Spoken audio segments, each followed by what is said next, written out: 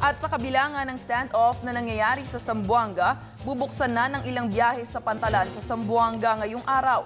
Pero sasailalim sa mahigpit na inspeksyon ng mga inbound passenger vessels dito. Pinayagan lamang ng Philippine Coast Guard sa dalawang balikan na biyahe ang Zamboanga City Basilan via Isabela City. Isang biyahe sa Zamboanga City Jolo, Sulu at isang biyahe sa Zamboanga City Bongao, Tawi-Tawi. Bago pa bumiyaya ang mga barko, kailangang makakuha ng clearance ang mga ito sa Naval Forces Western Mindanao Command.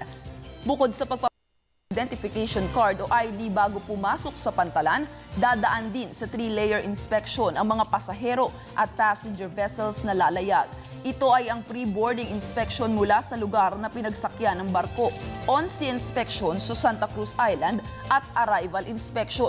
Hindi rin muna papayagan pumasok sa puerto ang mga pribadong bihikulo kahit na sabihing may mga nagmamay-aring VIP.